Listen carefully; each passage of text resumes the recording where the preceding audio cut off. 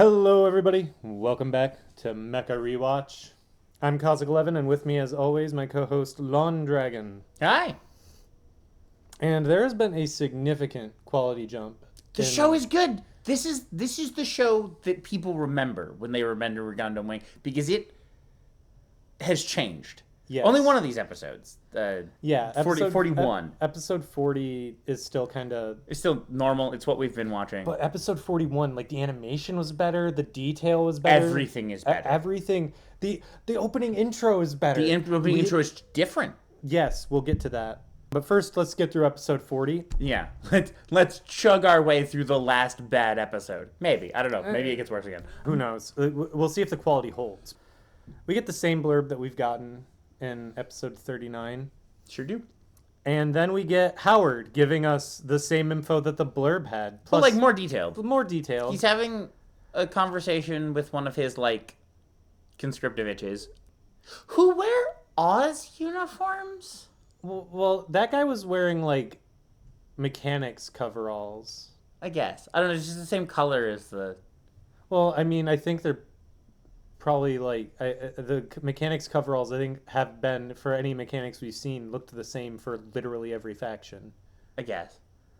And if you don't remember Howard, he's Hawaiian shirt mechanic. Yes, he's a Hawaiian shirt guy. He worked on the Tall Geese project. Yeah, yep. He's one of the designers of the Tall Geese. And but he's not one of the 5 Gundam scientists. No, and he was one of the people. He was the guy who was helping Duo when and the Duo only man in Earth. this show who owns a spaceship. Apparently. Yeah.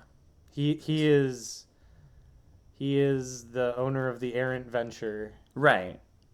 Well, no, he owns a spaceship. Owns, like, the biggest spaceship anyone has had. Because people have little shuttles and stuff. Yeah. But he has a spaceship. A space battleship. Yeah. Ostensibly. It's a piece. Its name is Peace Million, and there is a Peace Million class battleship class, apparently. So we have to assume those are related, even though they're not.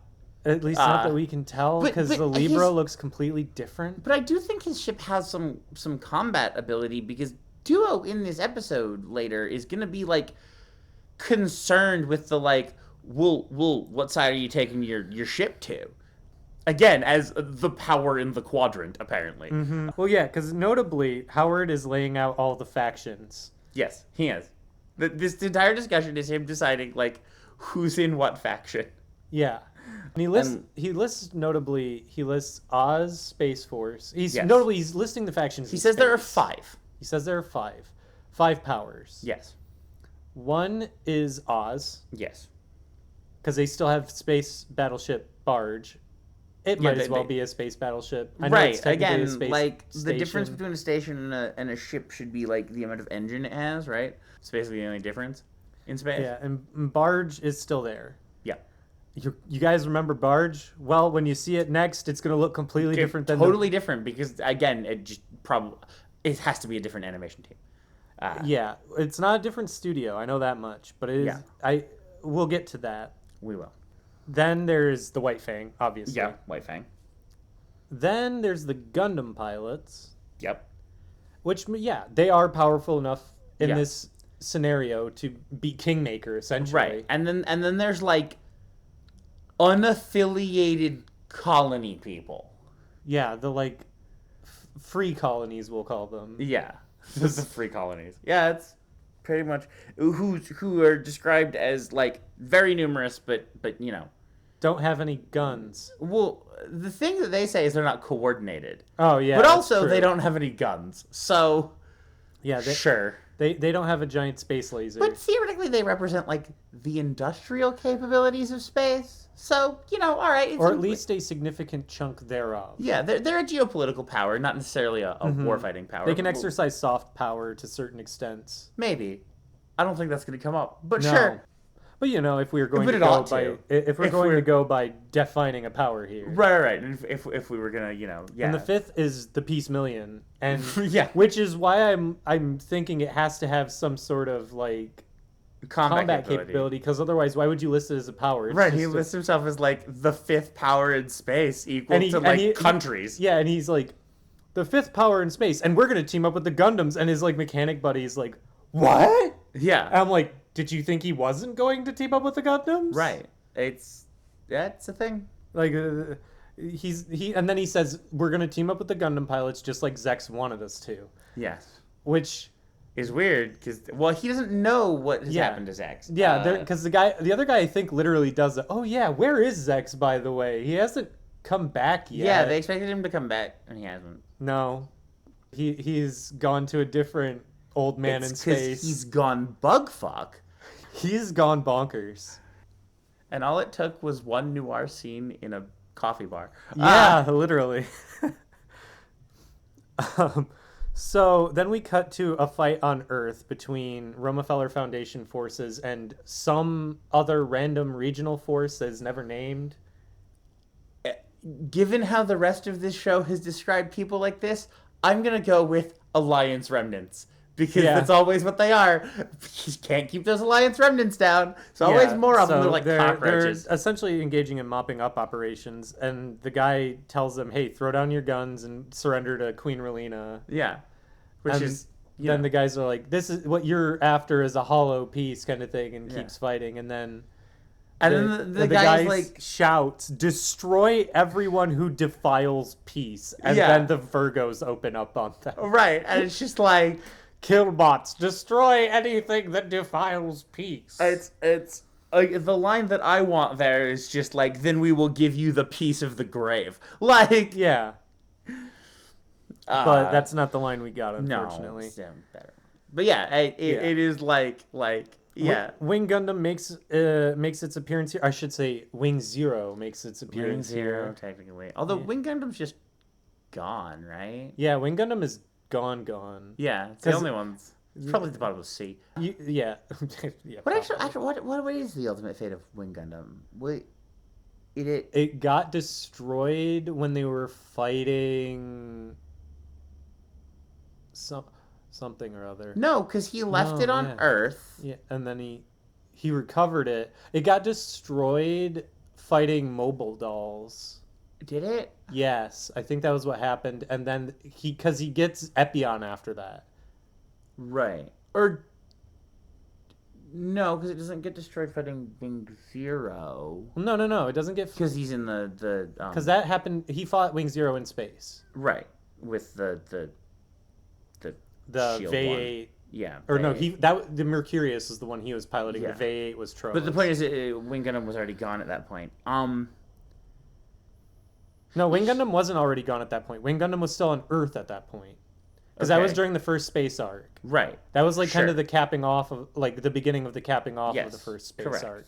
And he came back, he got it back, and then it got shot out from under him fighting mobile dolls because he got swamped. Oh, when he goes to see Treize. Yes, that's where he lost Wing Gundam. Okay. Yes, and then he gets Epion. And it wasn't even it like had a knee injury. Yeah. It should still be around. I guess it's around. I don't know what. Maybe Tuberov like had it destroyed off screen without telling anybody. Maybe. Well, no, because he defeats all the guys there. I don't know. With Epion. Maybe Epion destroyed it. Maybe Epion was jealous. It's possible. Who knows? It's just one of those things. You never see it again. No, ever. It's never coming back because Wing Zero has taken its place. But it is kind of interesting. Like, there is another Gundam around that just everyone has forgotten exists. Mm-hmm. That's in probably mostly decent condition. Yeah, because I mean, Tallgeese was actually destroyed. Yeah. But...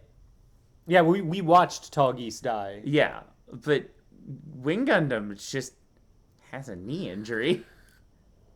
Which, I mean, as we all know about knee injuries, will take you out of the game forever. It tore its ACL. Well, it used to be a Gundam like you, and then it took a laser round to the knee. Yep. I had to make the joke, Lon. It was there. You did, and it was an appropriate joke. Anyhow, it makes his entrance. Kiro makes his entrance, kills a bunch of mobile dolls, and then flies off. Yes. We cut to Relina. He still intends to assassinate Relina at this point. Yes. He is still on his assassination mission. We cut to Relina. Speaking of Relina, we cut to her and her adherents within Romefeller, and also Duke Dermail. And this is just a Romefeller meeting. Yeah, it's just, like it's not like a full Romefeller meeting. It's like that's in there like it's like Parliament the upper echelons of Romefeller meeting. It's the people. It's literally like the secret leaders of the secret organization, like layers within layers. The secret council within the secret council. Yes. Because remember, Romefeller is supposed to be this like secret alliance of rich people who control everything. Mm-hmm. It's really more like the UN, but that's whatever. Yeah. And Relina starts talking about how what they need to do if they actually want peace on Earth is instead of trying to... Or purity of essence. Fluoridation of the water. You know, that's what she's fighting here. No? No. Oh. I'm sorry. We have a movie to watch. I might have seen it and just not remembered. Dr. Strangelove. Oh, yeah. Yeah, okay, now. Peace on Earth, purity of essence. Yeah. Yeah. Right. You're right. Well, anyway, she's trying to get peace to happen. If they want peace, then they need to stop violently quelling all these rebellions and instead make a show of, hey, we just want everyone to stop fighting. And in order to do that, we're going to, we're going to step off and we're going to start stepping down our military presence. Right. We're going to withdraw our suppression troops. And Duke Dermail shouts in the middle of this, I object, and Relina just steamrolls over that. Just keeps talking. She doesn't says pause. I object, and she just keeps talking over him. Yeah, she doesn't pause. She doesn't hitch. She just keeps rolling like he's not even there, and it's the best shit. Yeah.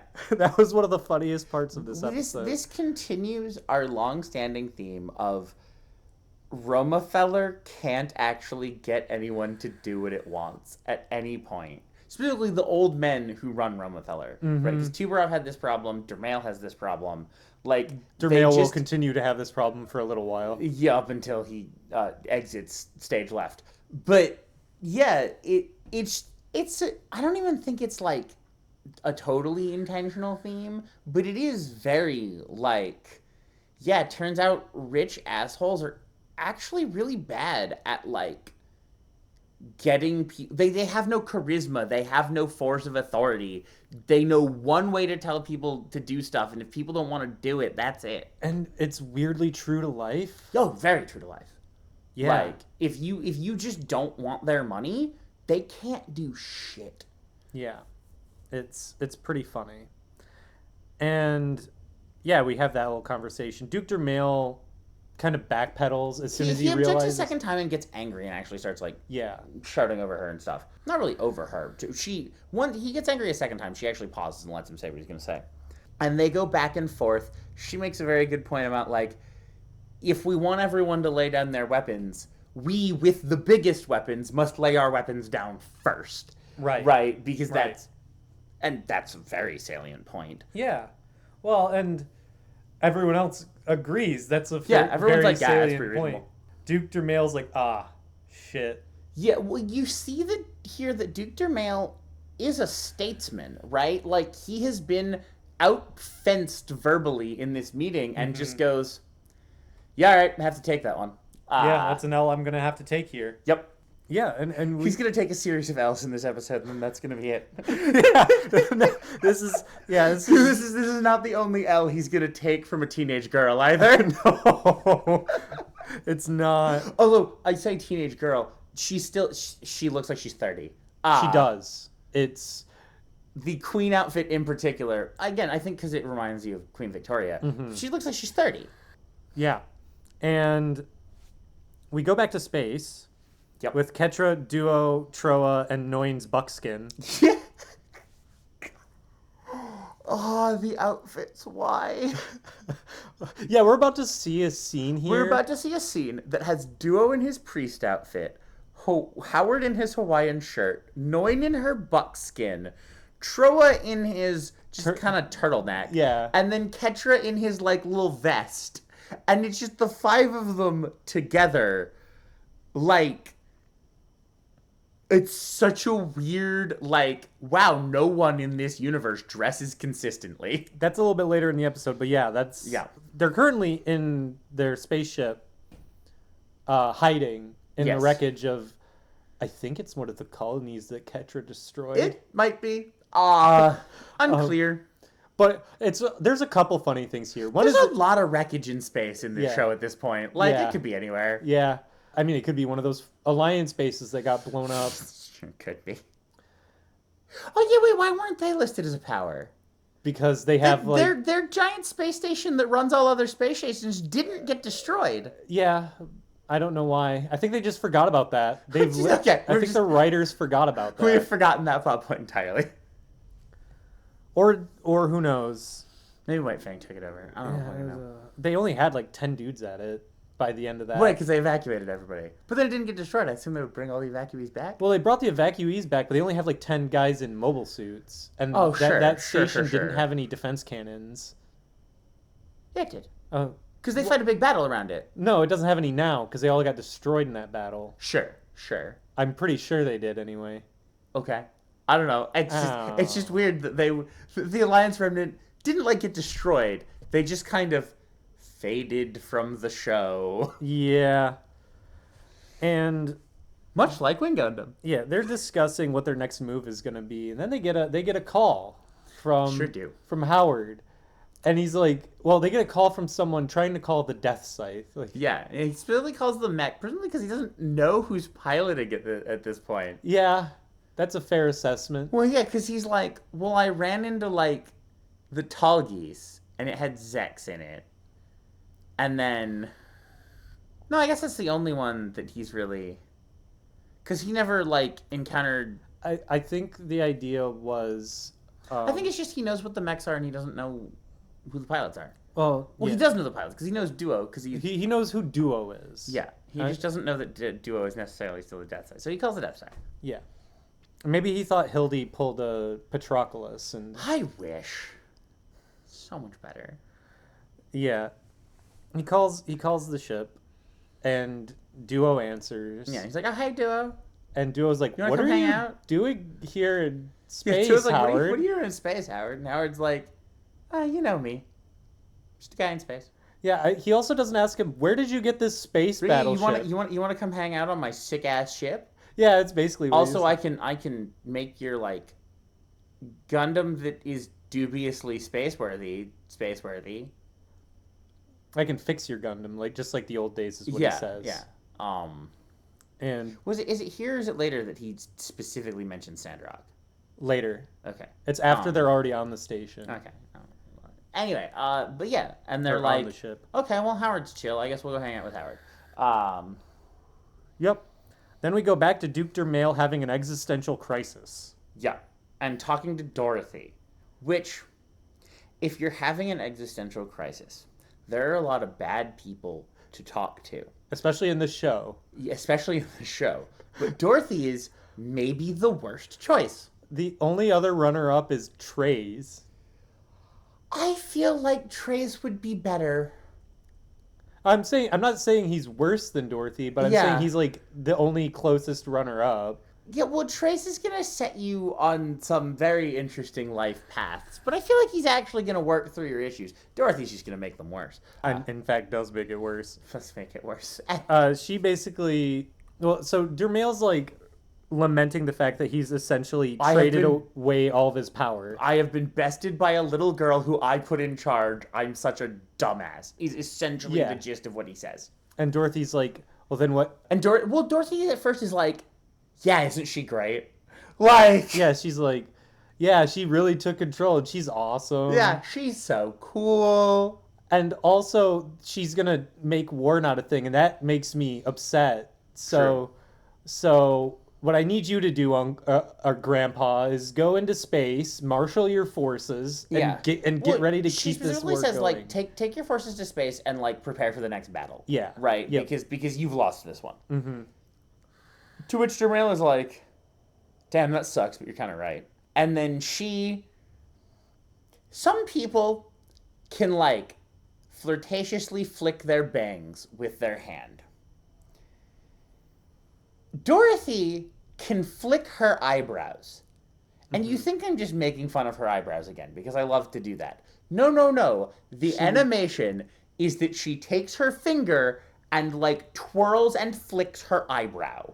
Like literally at the end of making her point. We actually, because I had missed it because I was writing down notes and I had to go back. And I was like, you have to go back and watch this animation. There was one other animation where we had to do that with. It was when they were all in the ship. Yeah, and they're having a conversation. Noin and Duo are having a conversation, and then Ketra just pops his head up behind Noin's chair and is behind like, Duo's chair. Behind Duo's chair, and is like, "I'm here too. Yeah. Let me chime in." Hi guys.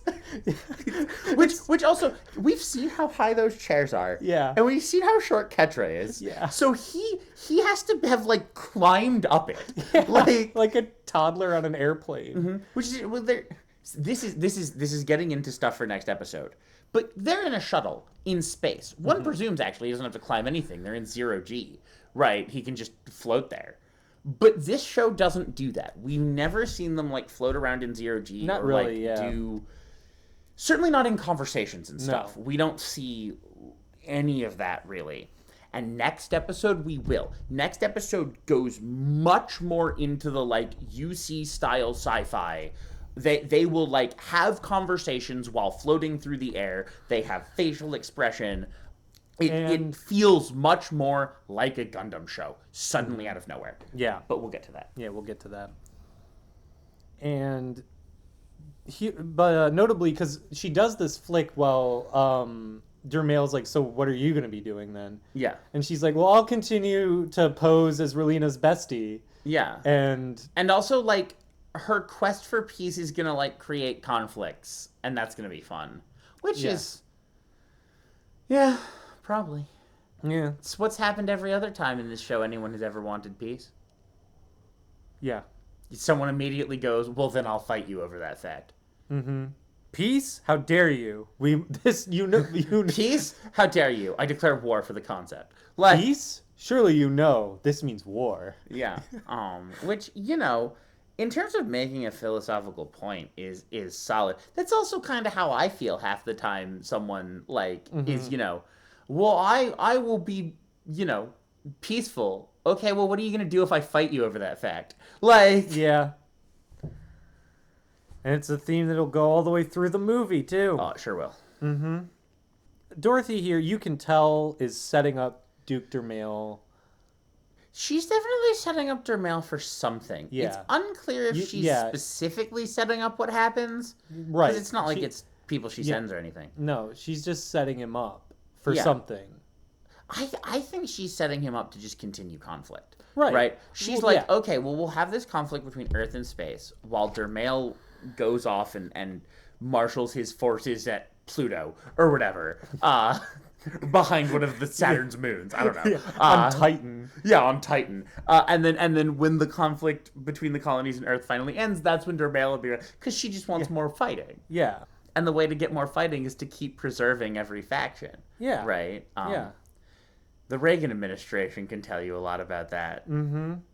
As can, like, the mastermind faction of Legend of the Galactic Heroes. Oh, true. Mm-hmm.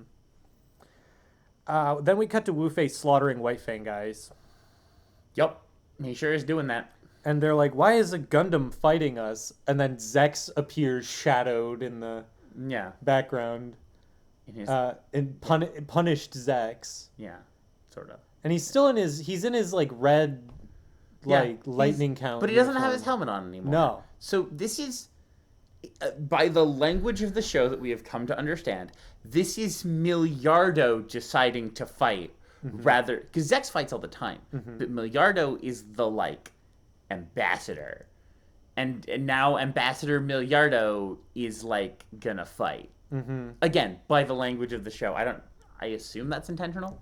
It's almost as if it would be like... Honestly, what he's doing right now would be kind of like if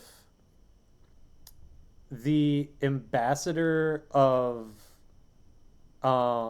like the U.S. ambassador to Russia just decided to like join an anti-Russian found an anti-Russian insurgent. Assuming we still had ambassadors in Russia. Yeah, I think we don't. It would be like if we still had ambassadors in Russia, and then suddenly one of them like took a trip to Ukraine, picked up a javelin, and shot a Russian tank. Like, not to date the podcast, for what's currently going on in the world as we film this. Yeah. And he basically outlines, well, the Gundams have clearly sided with Earth and thus must be destroyed. Right, because he just hates Earth. Well, I think they do a bad job once again of explaining things, but I think he holds a grudge over the Saint Kingdom once again being conquered. Yeah, which does make sense. And he's going to fight his own sister over that fact. Mm-hmm. The sister who was running the Saint Kingdom, who like, okay, is in pole position to make the whole world the Saint Kingdom. Yeah, which he doesn't recognize. There's a phrase that comes up in like, if you ever took like Latin class, right? In history of the Roman Empire, where people talk about this concept of Greece has conquered her rude conqueror, because the Romans take over Greece and then immediately like totally adopt Greek culture, and like basically the Roman Empire becomes Greece, despite the fact that Greece is the one conquered. And that is what Relina has done to the Rockefeller Foundation. Yeah. They conquered the Saint Kingdom, and she went, great, everything is the Saint Kingdom now. Look at me, I am the queen now. Yeah. And it's all Durbal's fault, because he's a dumbass. It was a cute ploy on his part. He just, again, apparently underestimated the charisma of a teenager. In a universe where the only ones with charisma are teenagers. Correct. Or like 20-year-olds. Yeah. Because I think Zechs is like a 20-year-old now. Yeah, sure. Or something like that. I don't remember. But anyway, yeah. So Miliardo is gonna, Mm-hmm. We're gonna fight the Earth. So we then cut to Dorothy and Relina. Well, after the scene, okay, so I missed a scene here because Dorothy and Relina have a chat, and then decide to head to Parliament. We have a brief cut of Hiro disguising himself as an Oz operative and cocking a handgun menacingly. Because again, his goal is to kill Relina, but he can't just like delete the Parliament building. Parliament with the Buster Cannon. Apparently. Yeah. Casually anyway, done it. I mentioned this because we're going back to Parliament with Hiro lurking in the shadows of like an upper balcony. And we get kind of a cool scene here. Yeah. Because we get this back and forth between the speech that Relina is making about peace and in space where they're talking about war. Yes. Right. And it's actually kind of neat. It is doing some of that unnecessary cutting, but it's better. It's better. Well, because they're actually trying to make a specific parallel. They're cutting between two distinct scenes instead of all over the place. Yeah, because the thing they're cutting in between is Relina making her speech to Rockefeller and Wu Fei fighting the White Fang in space. Yes. And then the White Fang crucially, like, firing all of their battleship guns and, like, killing all their own guys to take out Wu Fei. Well, killing all their Virgos. They're mostly Virgo mobile dolls. Which does make that a little better than all the other times people in this show have fired. There were dudes in some of those, though. There were dudes we in some see guys die in cockpits. They don't kill nobody. No, you're right. You're right. I'm not saying it's that much. Even comments on it, like, wow, that was brutal. Like,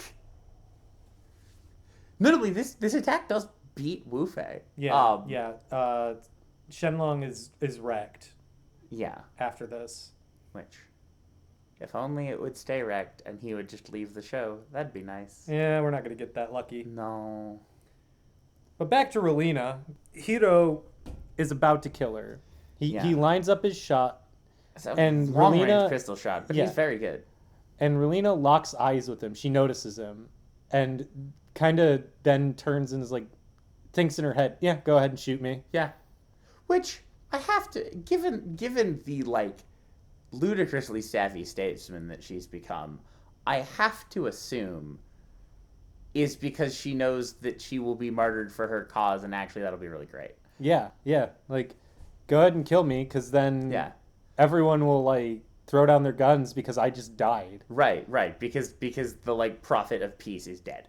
We'll have a massive state funeral for, again, this is one of the times where, like, the fact that she's young would matter, right? Because, like, oh boy, somebody just shot, like, Mm-hmm. the young peace princess. Everyone cries forever and nobody fights ever again. Right? Yeah. And Hiro thinks better of killing her. Yeah, unclear. It's no why. fun. It's no fun if the target of your killing is down with that shit. That's why he's never managed to kill Relina, is because she's always been kind of into it. Yeah. She kind of has been, yeah. Yeah, every time he's starting to kill her, she's been like, that's so hot. And he's kind of uncomfortable. And he's like, well, now I can't. Yeah.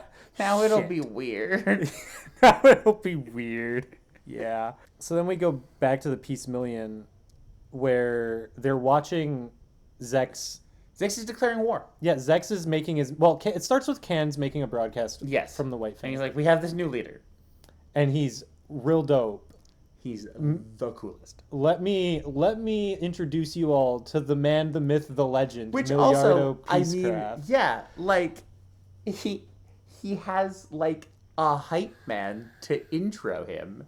Like... Yeah. Yeah, it's pretty dope. And then Howard, gets, extra frames of animation just for his dismay. It sure does.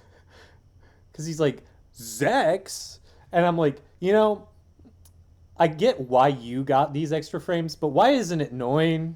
Why isn't it Noin? Noin, especially with what's going to happen next episode, Noin would be the better one to highlight here. But at the same time, part of me is like, Noin is actually, like, I'm kind of, honestly, I think the reaction they should have given Noin here is just like a face palm where she goes, of course he's gone and done this shit. Yeah, it's like, oh, not again. Like, just goes, fuck, Zechs, you drama queen. Yeah. Then we cut to Dermail and his, forces on their way somewhere. They don't say where they're headed. Off to their secret base on Pluto. I don't know. Yeah. It doesn't matter. They get intercepted by the White Fang and wiped out. And White Fang don't even know who they've taken out. They just know they took out a bunch of Romefeller guys. Convoy full of Romefeller guys. So yeah, Dermail is assassinated. They watch this on screen. This is the first instance we get, it's going to continue for the rest of the show, of the Virgos just suddenly being totally ineffective. Yeah. They, don't even deploy their shields in this battle. No. They are useless. Because not only this convoy is escorted by a bunch of Virgos, right? They launch them and they defend the convoy. And they just get wiped out by, gunfire. Yeah. In a way that's very, not... You showed off how cool these are, and now they're not, and it's weird. Again, specifically, because previously we've seen them die where, they have their shields out, and, a shot will be so forceful to break through their shield, or someone will Dune-style come in with the slow blade and melee them. Or that one laser from the spaceship thing will cut through the shield. Right. Or they'll get hit from a direction the shield isn't facing or something. Yeah. Their shield packs, their shield discs are just in their shoulders. They don't even deploy them. Yeah. It's like the mobile dolls got dumber. Aren't trying. Yeah. It's kind of weird. The Dermail gets assassinated, and... I mean, this isn't going to come up in the show, but maybe that was Dorothy. Maybe Dorothy made his mobile dolls dumber so he would die. It would... That's my headcanon. My headcanon is she sabotaged his mobile dolls. Yeah, and we'll see that she's definitely technically proficient enough to do that. Yes, she is. It's entirely reasonable that could have happened. Yeah, and... Because we cut to her, because everyone on Earth... Because the footage of that fight is being broadcast as part of the manifesto. There's two things that happen here. Because the first thing that happens in the manifesto is they show Wu Fei attacking them and are like, a Gundam from Earth attacked us. Ignore the fact that Gundams are not from Earth. Whatever. Well, they specifically are like, it appears that the Gundams have sided with Earth against space, and now we must destroy all the Gundams. Right. Again. Whatever. But the point is that this is their hi, you attacked us first. Right. See, look at this footage of Wu Fei, a person you didn't even know was still around. Yeah. I mean... No, they literally wouldn't. Hiro sees it, and he just has this look on his face of, how's it feel, Wu Fei? How's it feel to be the one who, kills a bunch of people being manipulated? Yeah. I thought you said you were never going to get manipulated. But you said that we couldn't have any of you. Yeah. Remember when we were duped into killing all the Alliance leaders? Yeah, and you fucking smugged at us, and now look at you. Now look at where you are. Right, now you're the worst. But anyway, that and then they cut to this, and in retaliation, we're gonna take out this convoy, right? And this is Dermail dying. Well, and then we get a bunch of.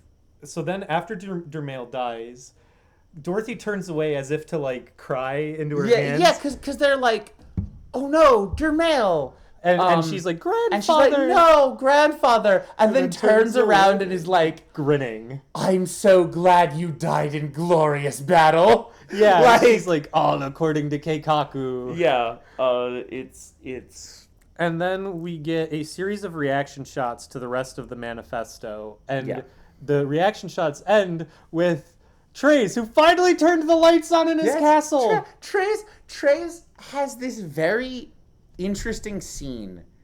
It would be so much better in a different show, because the lights are on and he just kind of like finishes watching and then like walks away from his laptop that the video was on. He stands up, like flips his cape over his shoulder. Yeah, and it's very like, and now is the time for me to make my move, right? Yeah. And it's like, that would be so much better if he had been more involved in any of this. Yeah, instead of just sitting in his dark castle the entire time. It's really set up like he set everything up. And I guess he kind of did. Yeah. But also, we have now come full effing circle to Earth. Literally. The colonies feel oppressed by Earth, and they're going to fight it. That was the original premise of the first episode. Yep. We spent 40 episodes to get back to that. To literally circle around back to that exact circumstance. Yes. The show could have started here. Literally could have started here. Yeah. We could have dispensed with those 40 episodes, and we could have just watched the last 9. And that would probably have been a pretty good show. Yeah. Especially given what's about to happen in 41. Yeah, so that's it for episode 40. Going over to episode 41.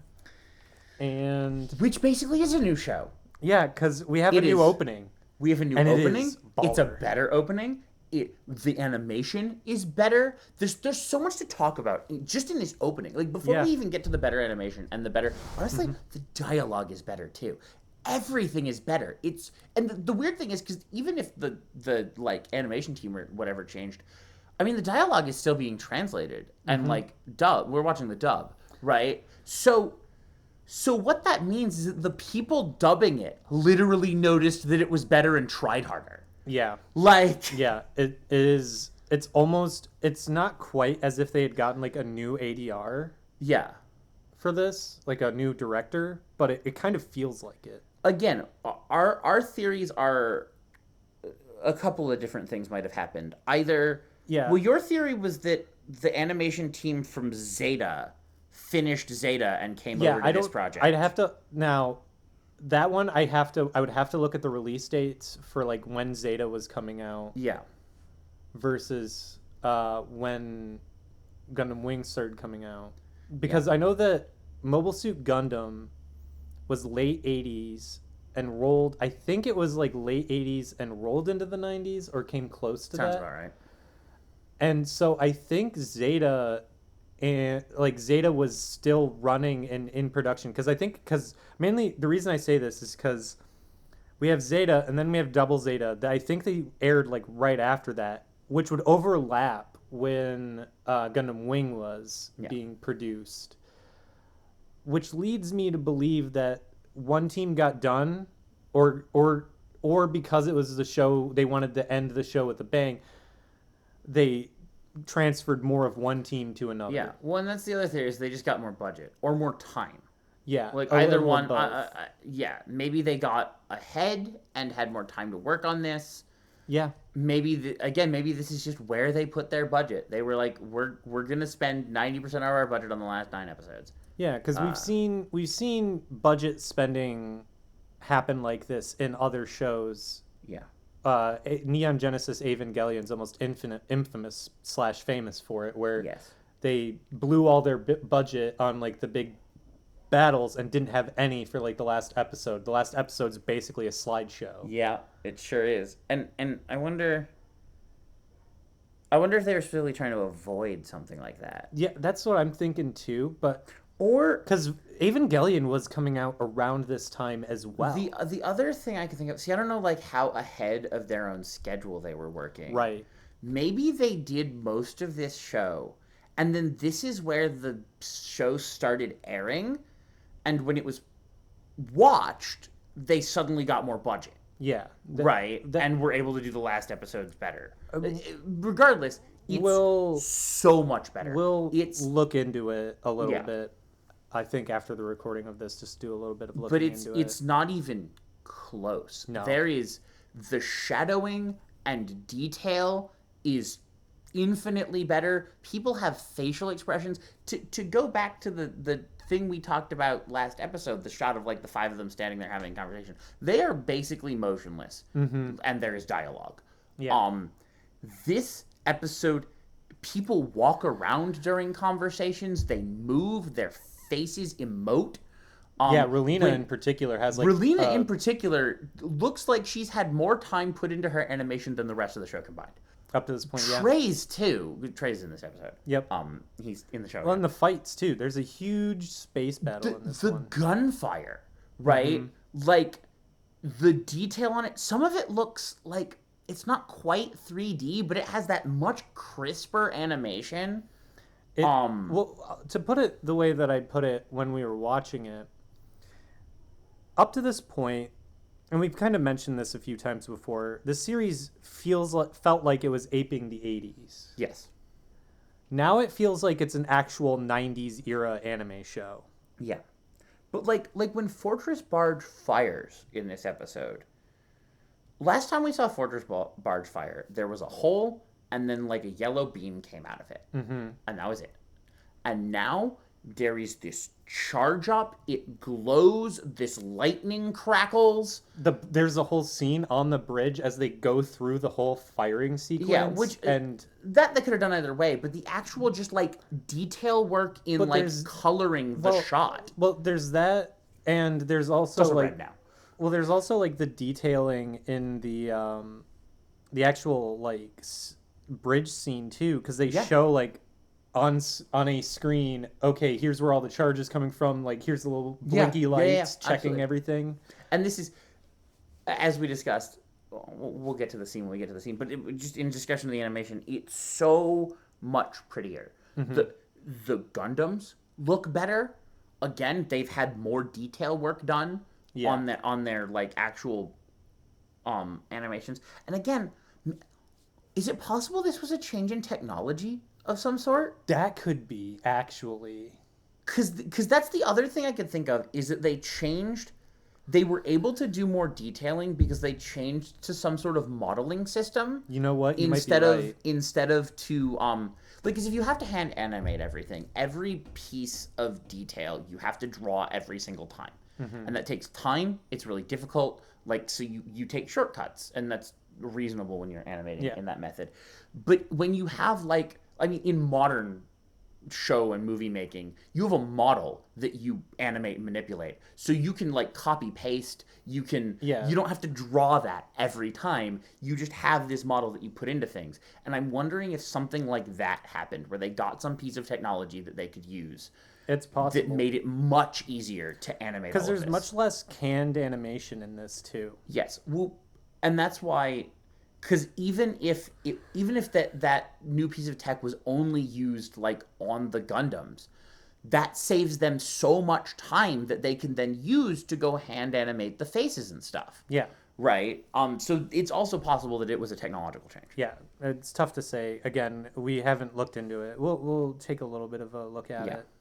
But yeah, we start with a new opening blurb already. Yes. Then we cut to the space station barge. We cut to the CIC of Space Station Barge. Yes. Where they're like, hostiles detected at the edge of, detection range, incoming, and they do a whole countdown sequence. There's a map. And they do a whole countdown sequence of like, battle to commence in 5, 4, 3. The map is 2. really cool too, because it's not just like a 2D map. No. It's like there are circumferences around the base, and it's like, these are our different engagement zones. Yeah. Like, when they breach this distance, like, again, God, I wish the rest of the show was like this. Yes. Because then when the battle opens up, it opens up like a space battle. Yes. They shoot a bunch of shots at, like, high-power shots at each other from beyond visual range in this massive hail of fire. Yeah. Because that's their maximum effective range they open at. Again, it looks like something out of, like, Legend of the Galactic Hero. It looks like something out of Legend, or out of many of the UC shows. Yeah. Because UC space battles look like this. Mm-hmm. And it's one of the reasons UC is good. Well, with some exceptions. But yeah. Well, yeah. We have this fight for a little while. Then we cut to Noin and Ketra discussing about... Because Noin wants to go to the battle for Barge. Yes. Because Zechs is there. And she wants to figure out what his deal is. Right. And Ketra's like, well, you can't go alone. I'll go with you in Sandrock now that it's space modified. Yeah. And this, again, sorry, I'm just going to gush over the animation repeatedly. They are like, Noin is floating backwards in 0G towards the door of a shuttle. Ketra is floating after her. Their hair moves. Mm-hmm. Like, Duo pops up and his ponytail floats upward. Yeah, his braid is floating, like, around. Yeah. It's so much better. Yeah. And then, yeah, Duo notably also chimes in and says he'll go too. Yeah, because notably in the next show we're going to do, this is the thing I'm going to gush over a lot, is when I love just people floating around in their space station in 0G. It looks cool while they have it. It's a cool way to animate a conversation. Yeah. Right? Yep. Notably, George Lucas could have taken notes from this, right? Mm-hmm. All of those reverse shots where people talk in like Attack of the Clones, man, those would have been really cool if they were floating around in 0G. It just makes it better. So then we cut to Hiro attacking a spaceport because obviously he's got to get back into space now because Zechs, his mortal enemy, is in space. Correct. Oh, that was the other thing that we forgot to mention from last episode. Oh, yeah, he did point finger guns at Zechs on TV. Well, and mentions that, so this is the future that Epion showed you. Yeah, which does come up. Well, I'm going to show you one of the futures that it's not just showed Zero, you. Yeah. He's like, this is the future that you've chosen. Yeah. Right? Mm-hmm. Because their systems show them the future and then they pick one, right, that they want to try to make happen. And Hiro is like, okay, you chose this, and now I'm choosing what I saw. And then he points a finger gun at the screen and pulls the trigger. Fake trigger, obviously, but like he does the whole finger bang. He doesn't actually shoot a TV. No, but he which is a remarkable amount of restraint for Hiro. I guess he has a gun. And he also doesn't say that he's going to kill Zechs. He just implies it heavily through body language. Which means he might actually succeed. Yeah, that was what I was getting at with that. Notably, Hiro attacks the spaceport, and then Sally Poe just shows up in a carrier. Yeah. And is like, hey, look, I need to give you heavy arms. Yeah. Because I can't take it into space. And I know you're heading to space. Right. So you take it into space. And he's like, sure. Okay. Whatever. There's some more dudes. I'm going to go fight them real quick. Yeah. In like basic ass Tauruses. They're in friggin' Leos, like old gen Tauruses and Aries, and it's almost like. And it's like, why did you even bother to show up? I remember those mobile suits. Like, this is a slaughter.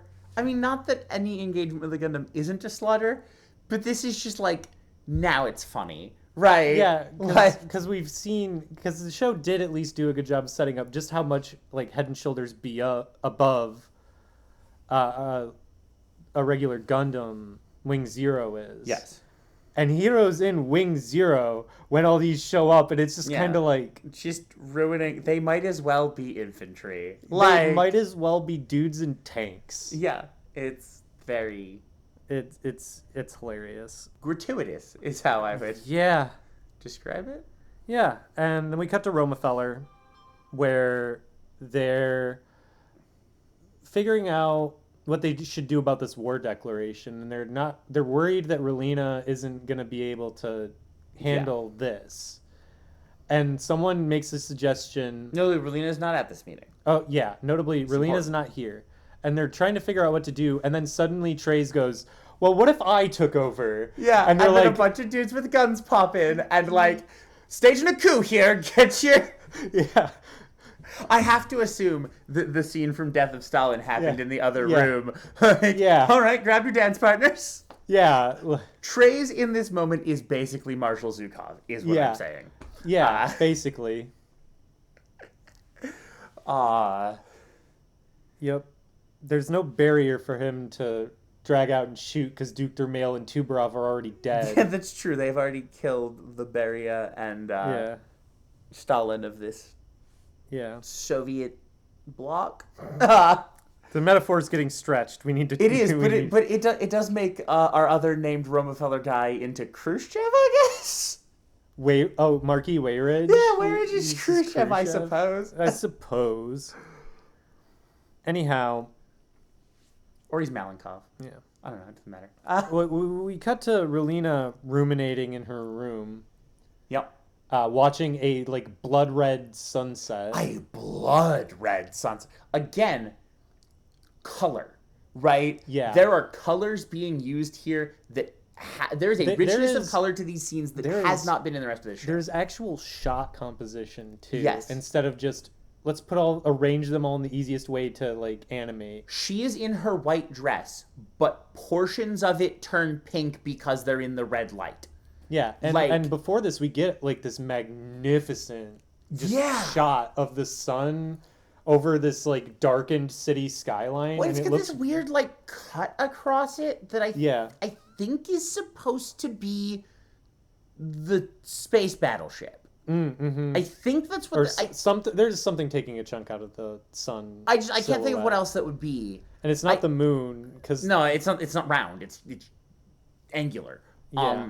Which is why I think it's supposed to be the battleship being built in space, because presumably they built it in Earth orbit. Except it's not shaped like the battleship being built in space. It's just one edge of it. It's not the whole battleship. It's just an edge that is. Well, but even if it was just an edge, that would be too small, or not too. Or sorry, that would be too big for just an edge of it.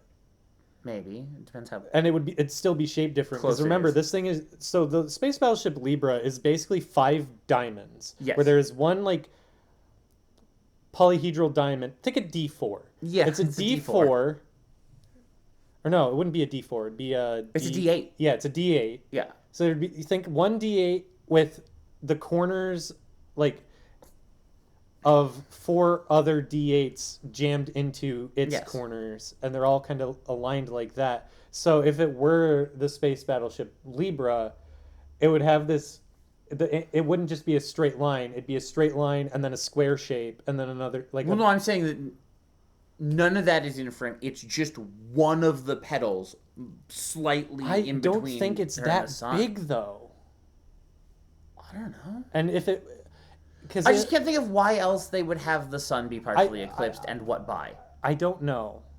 Because it makes sense for it to be the battleship. The idea that in this scene where the war is starting, the battleship is starting to eclipse the sun. I get that. I get that would be proper, but there's 2 problems I have with that, which is that because of the light being directly behind it, the whole silhouette of the battleship would be visible. Maybe. No, it would. No, that explicitly not. That is not how solar eclipses work. That's why you can't see the moon until it moves in front of the sun. Specifically. Yeah, but you do see parts of this. Whatever. Anyhow, and again, it doesn't line up. And if it was, because I don't think Libra's that big, and if Libra were cutting off that much of the sun with just one petal, at the size that it seems to be shown in comparison with other areas in space, it would have to be so close to Earth orbit that you'd still be able to actually see its silhouette because it's almost in the atmosphere. Yeah, because it should be. Yeah, I don't know. I don't know what's cutting it off. I can't think of what other like large flat object is eclipsing the sun. It could be. I don't know. I don't know what it is, but something's. It's a really cool shot, though. It's a really cool shot. Relina kind of realizes that her new type sense is tingling. Yeah, she realizes something is wrong. And so she gets up, goes to check out the rest of they're all gone and the lights are off. Yeah, the mansion. Which is the signature that Treize has arrived. He turns the lights off everywhere. Yeah, because notably, she goes into a room, all the lights are off, and she's like, is anybody there? And then Treize is like, Relina, I've been expecting you. Yeah. And it's like, yeah, of course Treize would have come in, turned all the lights to the palace off. He's got a photosensitivity issue, and he doesn't think he looks good in sunglasses. Yeah. Yeah. Anyhow, or he's just the most extra person of all time, which needs to appear from the darkness. Which that scans with Treize. That's Treize. He must him and Darth Vader could have a being extra off. Yeah. Vader would win on the one-liners though. Vader would win on the one-liners. Man, Treize would be so much cooler with some one-liners. It's like some solid one-liners. He there's a few that he kind of seems like attempts at giving him like Vader-esque one-liners. It doesn't work, no. Anyhow, he basically tells Relina up front, you're not the leader anymore. Yeah, you are going. He's like, you are going to resign. You are going to resign your position, and I'm taking over. And she goes, well, there's one thing I got to do first. Fine, you can do that, but I got to talk my brother down first. And he's like, you can't do that from here. Yeah, I know Zechs. That won't work. I know him better than you do. Yeah. Basically, you can't do that from here. I'm doing this so you can go to space and do that. Yeah. Sure, Treize. Obviously, Treize has other motives beyond that. Yeah, of course. But that's what he says to Relina. Yes. I'm freeing you of this cage, this castle cage that you're in. Yeah. And the cage of your title. And I'm letting you go straight to the heart of the problem. Remember Treize's birdcage metaphor? I know it's been like 35 episodes, but we've finally... So Relina leaves for outer space. Mm-hmm. And Dorothy is going to go with her. Yeah, and Dorothy's going to go with her.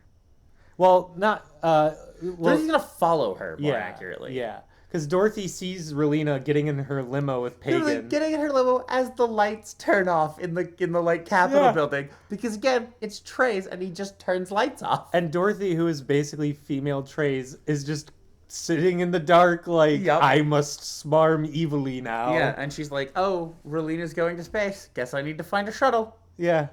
And we go back to the battle for Barge. Yes. Where Barge finally, they're on the back foot. The Oz forces in charge of Barge are on the back foot, and their commander goes, fire the wave motion gun. Basically. That's not what it's called. It's called the Barge Cannon, but it's the wave motion gun. Right. And if you watch this episode, if you are watching along with us. Yeah. No, this is... Space Battleship Yamato came out before this, and this has to be an intentional reference because they fire it the exact same way. Yeah. Down to, I think some of the lines might be the same. Mm-hmm.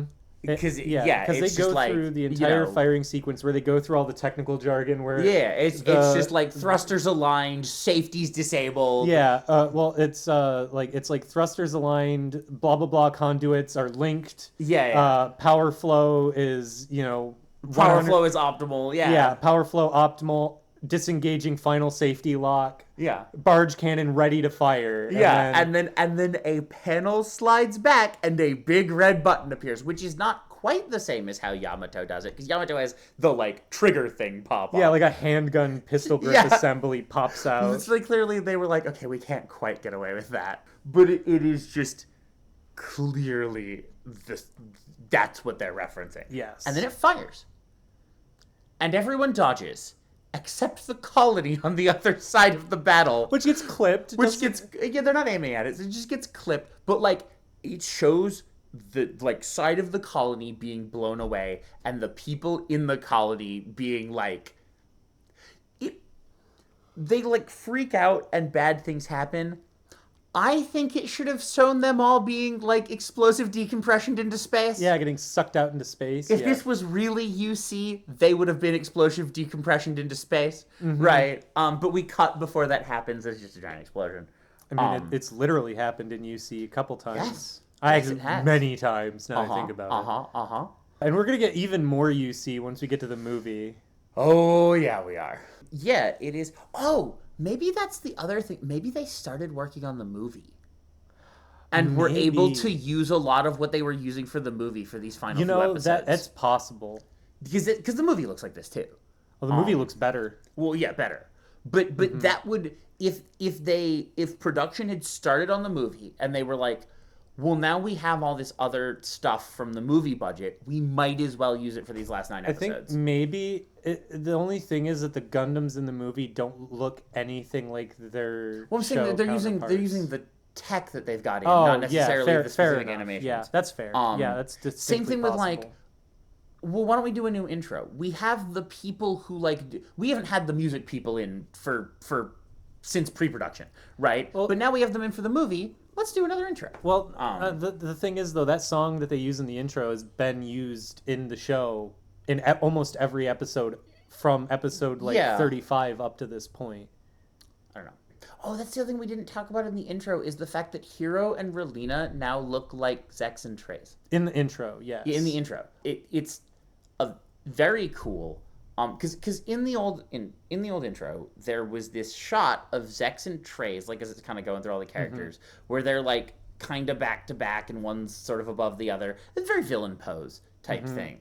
And then Relina in her best outfit. Yeah, the officer uniform outfit. The officer uniform outfit and Hiro in like also a similar kind of. Well, he's in his standard tank top and shorts, but he has an Oz uniform jacket around his shoulders like a cape. Right, and they are now doing the like Relina is in the sort of like leader background. Well, villain there's pose. There's a color motif thing going on here too, because Hiro has he's got the darker hair. Yes.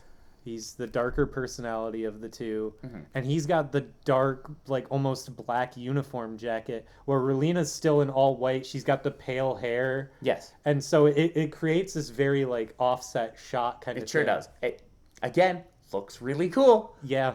Gee, I wish that had been the whole show.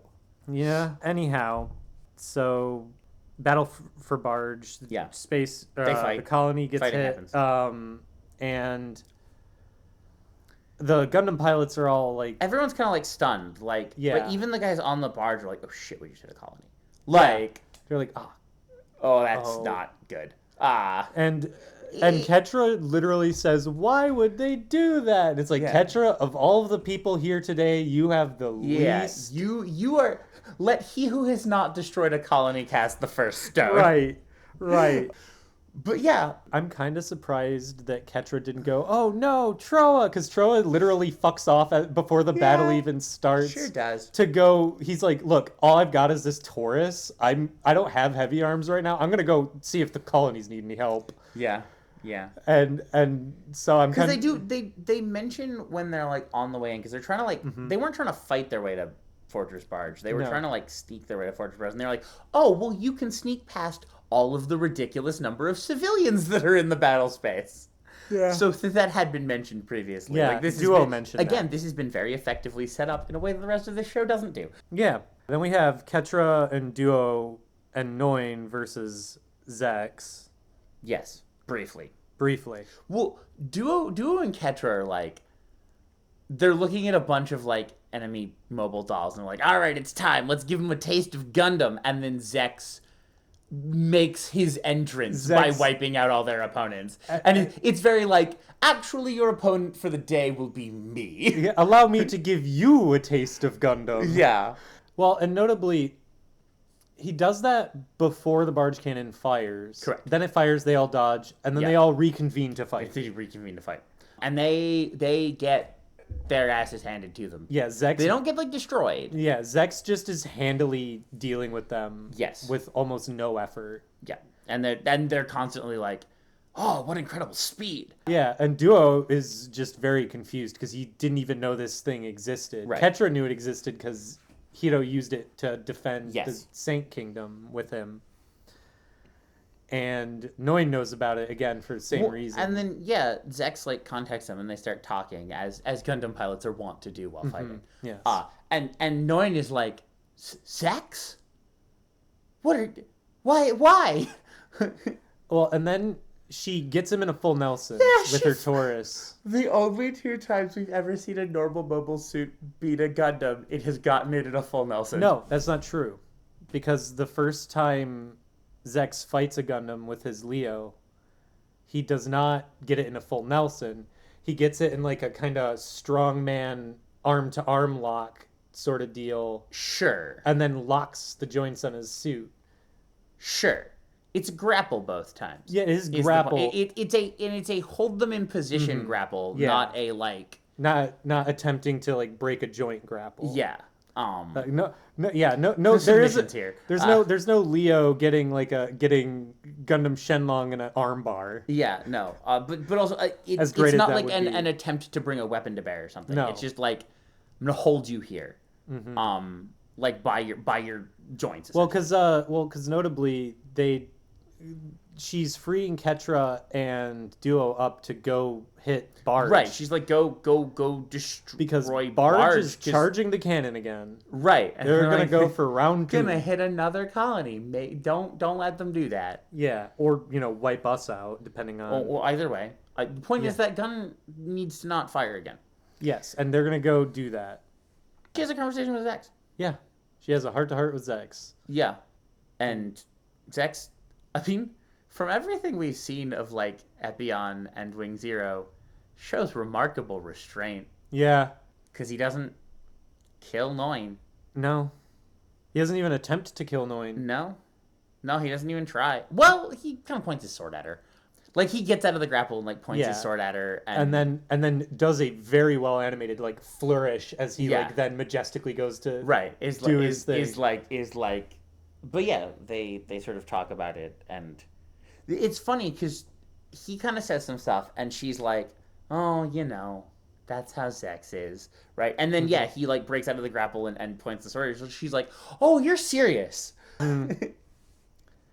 And then he goes and he ends up being the one to destroy Barge. There's this super cool, super tense scene as they're racing towards Barge as it charges, and they're doing the firing sequence again. And they're fighting everything on the way there. Like they're just ripping their way through Virgos trying to get to this thing. And then before they can get to it, Zechs gets to it and cuts an entire space station in half with his sword. Well, because they say, oh, we're not going to be in time. As they cut to like intercut between this and the firing sequence. Yeah. And they're like, final safety lock, disengage, the button pops out again. Yeah. Like the cover slides off of the big red button. And then they like go to push it. And then there's suddenly Epion's right in front of them. Yeah. And just does this whole awesome animation of him raising his sword majestically to the sky. It like melts through the station like Qui-Gon Jinn's lightsaber on that door in Phantom Menace, which again is just more like color and animation than this entire rest of the series has had. Well, because one little sword strike. He does a downward. Well, it's not that little. Well, he does a downward slash. Yeah, because I'm just talking about like the metal where his slash happens I has know. This like melted color gradient. I was getting to that. And, it just very well animated. Good. The whole thing. Yeah, it's like. Where was this? Yeah, why couldn't this have been the whole 30 show? episodes ago. Money is the answer. Yeah, it always is. But, yeah, then they destroy Barge, and it explodes. It says it's sinking, which is fair in space. Sinking means like you're falling out of orbit and gonna burn up in atmosphere and or crash. Yeah, you're falling into the gravity well. The sinking is a concept that works in space. But it doesn't sink; it explodes. Well, it starts sinking and then blows up. Maybe it's supposed to be like that. Maybe it's just like, oh, it's sinking. Maybe we should go save people. Explosion. Boom. Oh, never mind. Yeah. Well, and like, because they're upset about it being destroyed. Well, notably, because the other thing about it is that because I should mention that during Zechs cutting it in half, he deletes the bridge crew. Sure does. Like even everyone on that station is dead, but yes. Well, no, but like it literally shows the beam saber coming through the bridge, goes straight through the CIC, and and vaporizes the entire CIC. But Noin and the Gundam pilots have this very like, oh, what a tragic loss of life reaction, which is kind of a weird reaction. Yeah, they weren't like friends with those people. They were active enemy combatants, right? And it's not like Fortress Barge is not a colony. It's Fortress Barge. It's a military installation. Yeah. It's not like he just blew up a bunch of civilians or something. Yeah. Ketra. But yeah, and that's it, right? That's the episode right there. So good. Yep. This episode has been better than the rest of the series combined. It absolutely has. Even the other episodes we were like, oh, this episode's kind of good. No, this blows them all away. Yeah, it's still the same outro, unfortunately. It is the same outro. I was hoping we also got to do... No, it's still the weird Relina Safari that is unrelated to the show. Yeah. But until next time, we'll be back with episodes 42 and 43. Which I really hope... I hope this wasn't a one-off. I hope this wasn't like a... Me too. Oh, yeah, we tried something that was one episode and had to go back to the cheap stuff. But until then, peace. See ya.